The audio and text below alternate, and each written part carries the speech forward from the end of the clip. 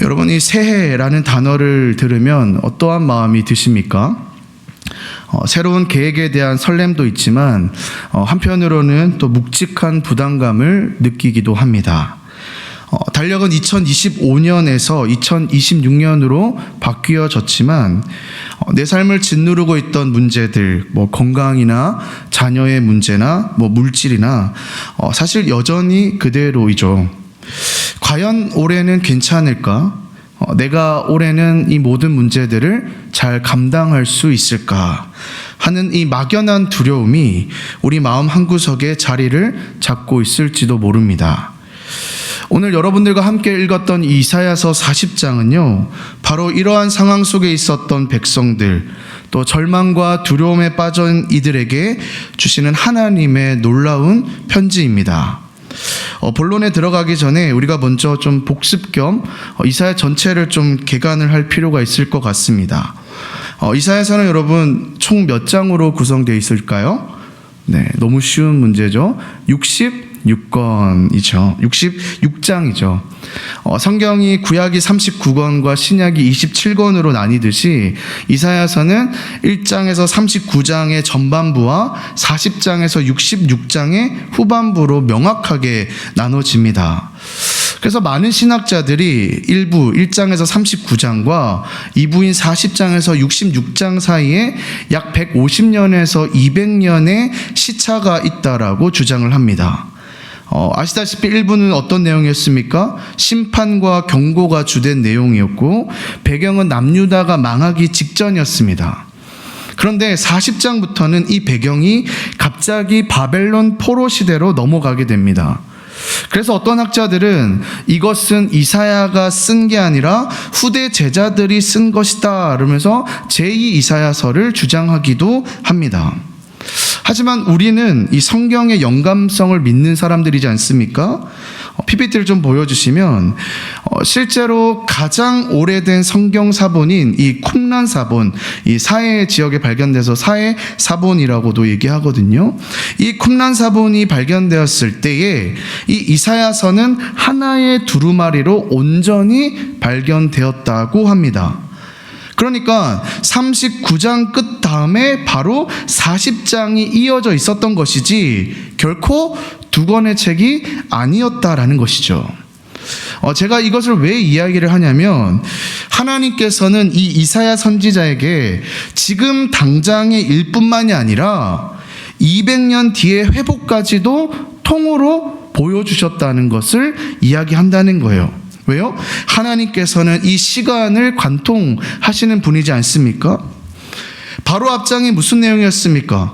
39장을 한번 기억해 보시면 히스기야 왕이 죽을 병에서 고침을 받았죠. 얼마나 감사한 일입니까? 그런데 바벨론에서 사절단이 왔을 때 그는 하나님을 자랑한 것이 아니라 자기 보물과 무기고를 자랑했죠. 그때 이사야가 무서운 예언을 합니다. 내가 자랑한 이 모든 것이 바벨론으로 옮겨질 것이다. 즉 망한다는 것이죠. 그런데 여러분, 안타깝게도 히스기야가 어떻게 반응했습니까? 내 생전에만 평하면 족합니다 라며 이렇게 반응을 했죠. 39장은요 이렇게 끝을 맺게 됩니다. 이스라엘의 멸망을 예고하면서 끝을 맺게 되죠. 그런데 여러분, 바로 그 다음 절인 오늘 본문의 40장 1절, 여러분 어떻게 시작합니까? 우리 같이 한번 읽어볼까요? 시작. 너희의 하나님이 이르시되 너희는 위로하라, 내 백성을 위로하라. 상황이 바뀐 것은 없습니다. 아직 사실 포로 생활을 시작도 안 했습니다. 고난은 여전히 앞에 있습니다. 그런데 하나님께서는 뭐라고 합니까? 미리 위로하라라며 얘기를 하시더라는 거예요. 오늘 설교의 서론이자 핵심입니다. 이 하나님의 위로라는 것은 여러분, 상황이 다 해결된 뒤에 오는 뒷북이 아니에요. 미래가 어떻게 될지는 모르지만 하나님은 우리 마음에 걱정하지 마라, 미래의 일도 내가 책임질 것이라고 평안을 먼저 주시는 분이라는 거예요. 2026년을 시작하는 이 시점에 아직 문제는 여전히 우리 가운데 있지만 하나님께서는 오늘 또 여전히 우리 가운데 미리 찾아오셔서 평안하라고 하십니다. 이 약속을 믿고 붙잡으시기를 바라요. 그리고 우리가 2026년을 믿음으로 헤쳐나갈 수 있도록 오늘 본문에서 하나님께서는 우리를 향해서 세 가지를 외치라라고 이야기를 하거든요. 오늘 본문을 통해서 어떤 것을 외쳐야 될지를 좀 짧은 시간 함께 여러분과 나누도록 하겠습니다. 첫 번째 외침은요, 바로 내면의 길을 닦으라라고 이야기를 하셨다는 거예요. 우리 3절 말씀도 같이 한번 읽어볼까요? 우리 같이 외치는 심정으로 함께 외쳐보겠습니다. 시작.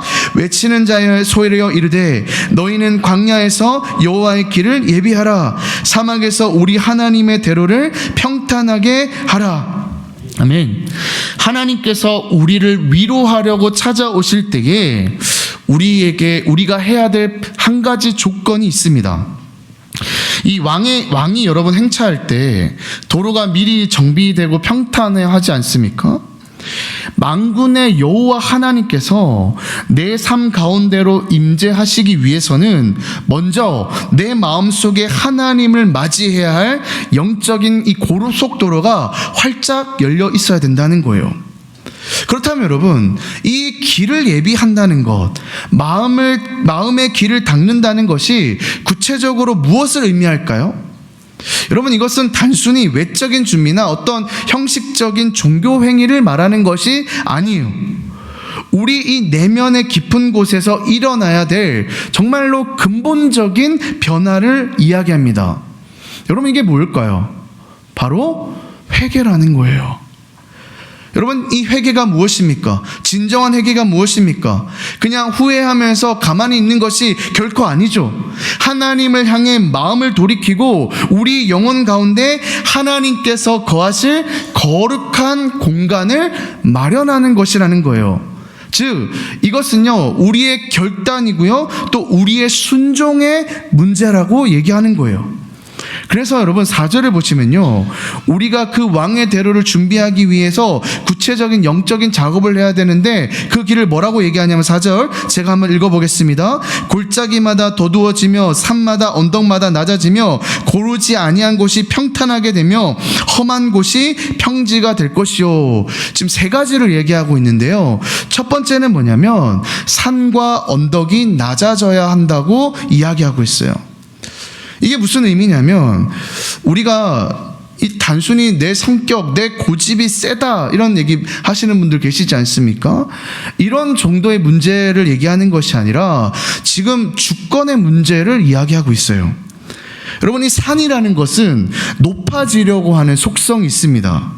그러니까 우리 마음속에 이 하나님보다 더 높이 솟아있는 나의 의, 나의 자존심, 이게 바로 오늘 여기서 말하는 산이라는 거예요.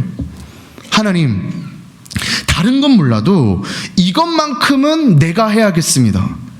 내 경험상 이거는 하나님께서 그 마음을 주시더라도 그것은 절대로 이루어져서는 안 됩니다.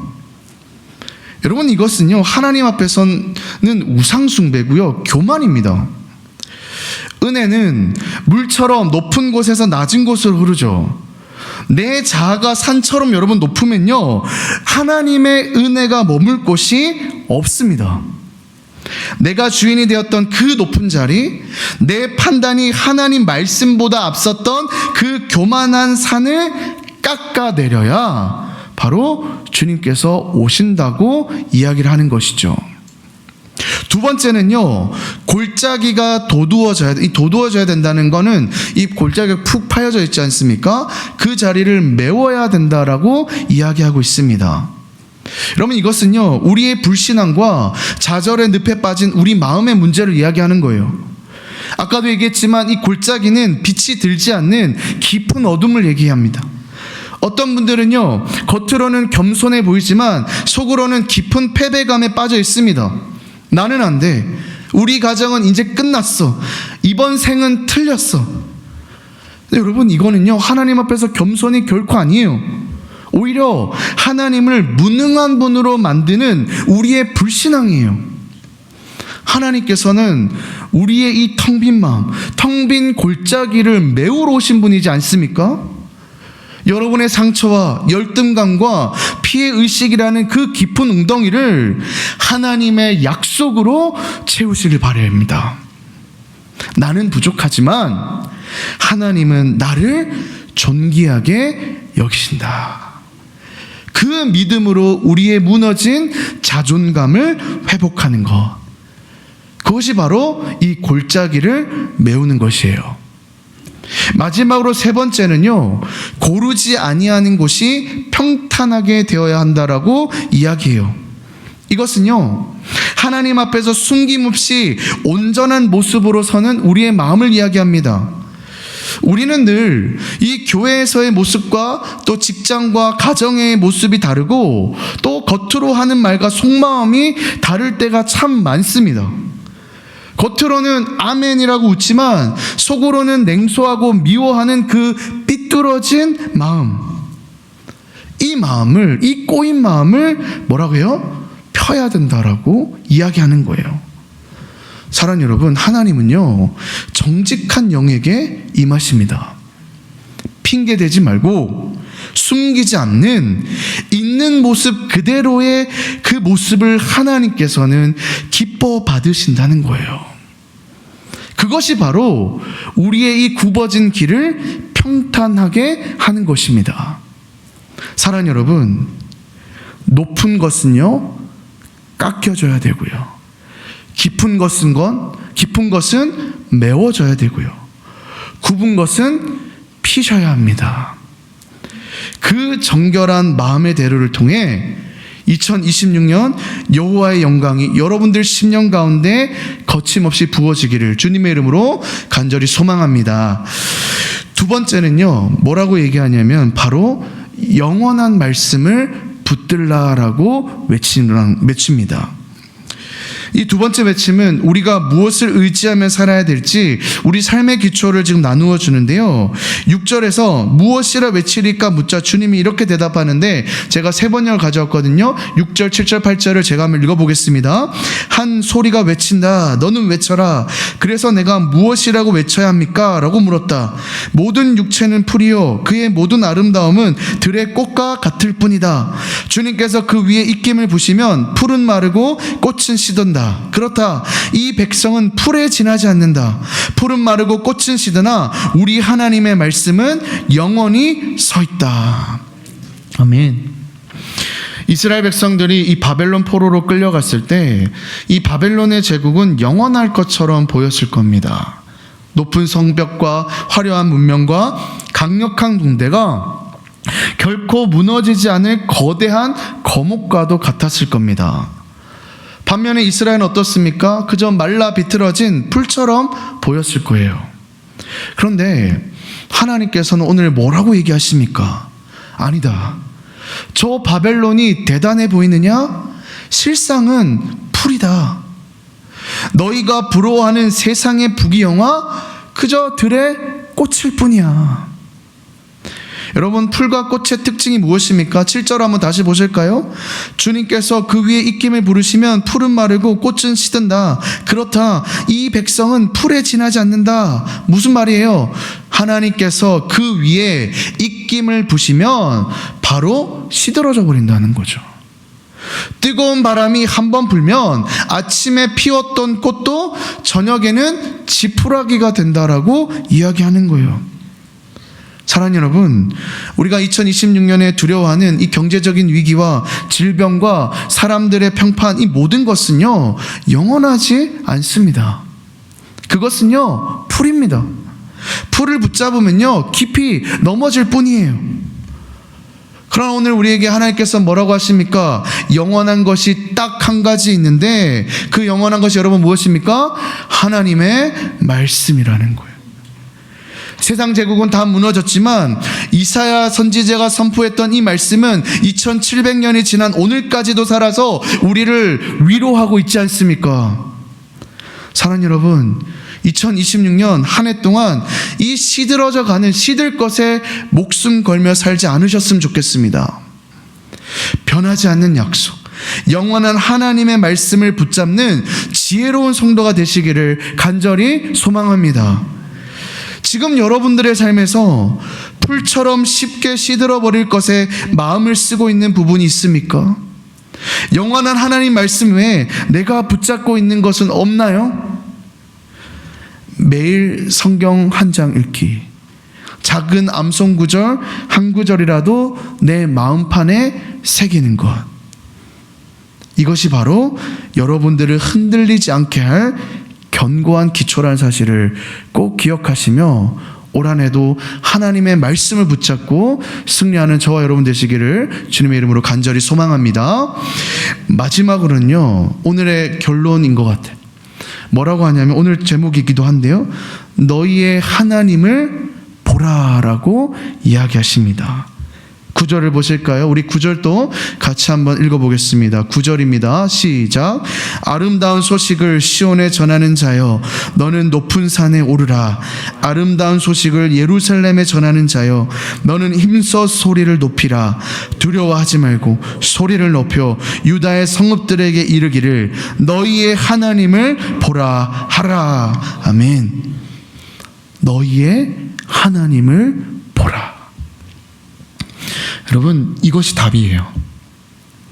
내 처지를 보면 한숨만 나오고 저 세상을 보면 두려움이 생깁니다.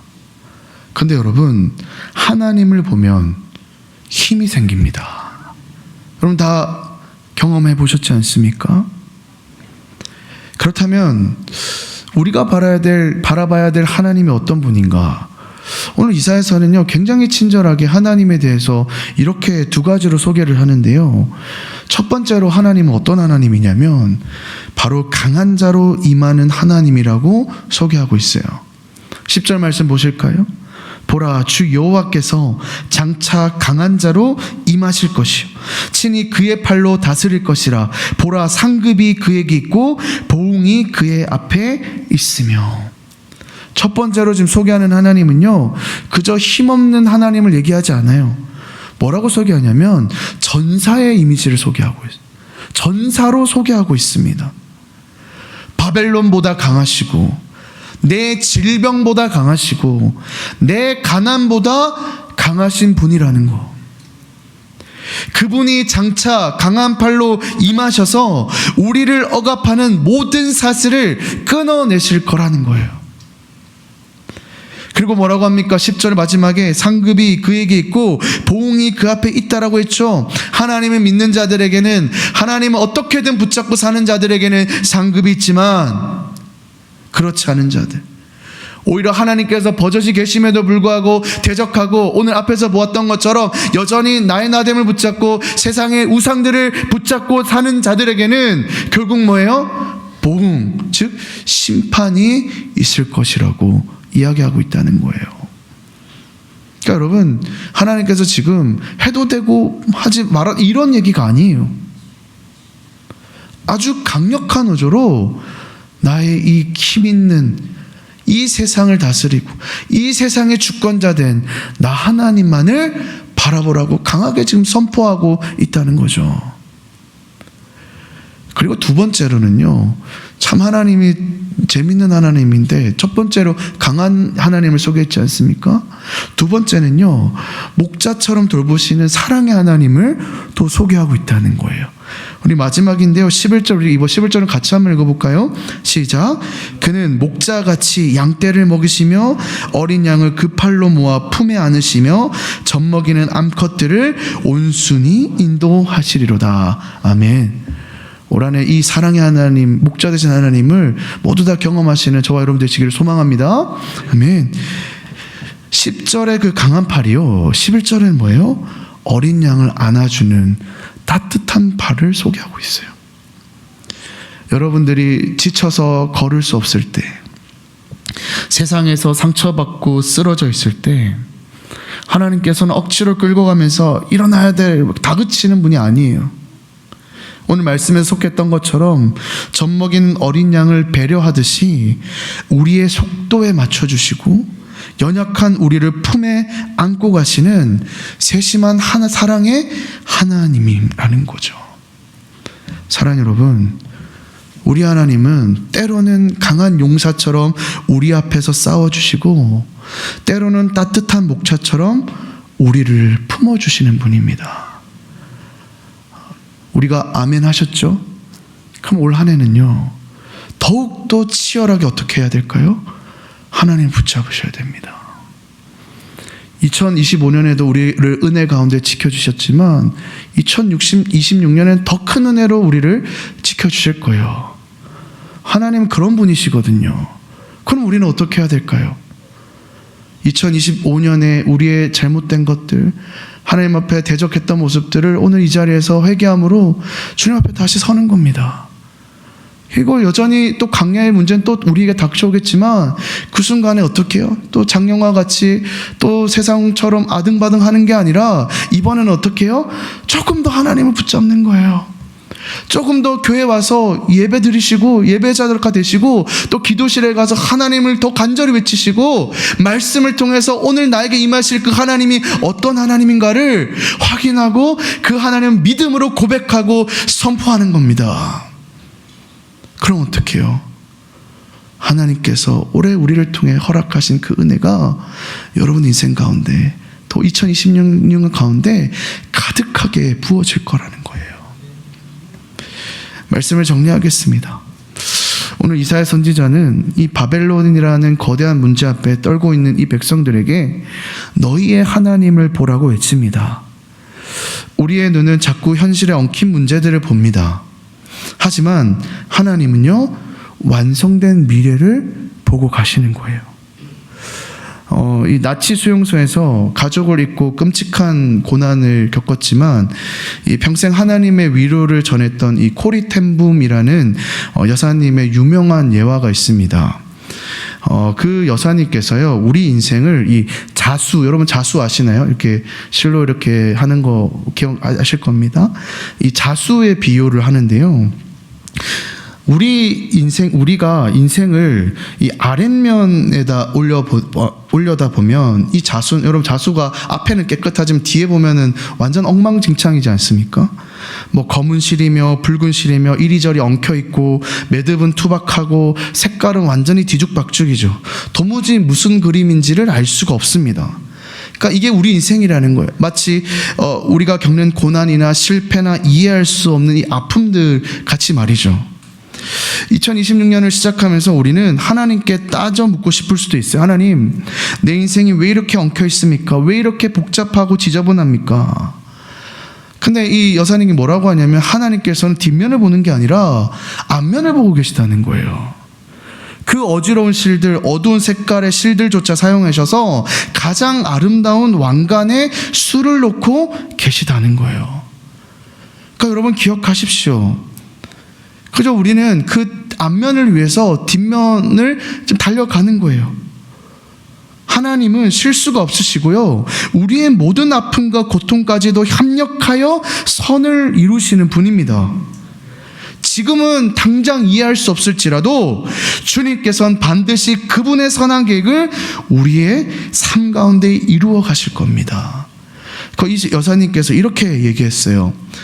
우리는 지금 실타래의 뒷면을 보고 있지만 하나님은 앞면을 완성해 가십니다. 하나님이 수를 다 놓으시는 그날 우리는 비로소 우리 인생이 얼마나 아름다운 계획 속에 있었는지를 깨닫게 될 것입니다. 사랑하는 여러분, 2026년 여러분들 눈앞에 놓여있는 현실이 실타래처럼 엉켜 보일지라도 바벨론처럼 앞이 보이지도 않을 수도 있습니다. 그러나 여러분 꼭 기억하십시오. 그것은 뒷면일 뿐이에요. 지금도 쉬지 않고 여러분들의 인생을 아름답게 수놓고 계시는 하나님, 실수하지 않는 그 하나님을 바라보시기를 바랍니다.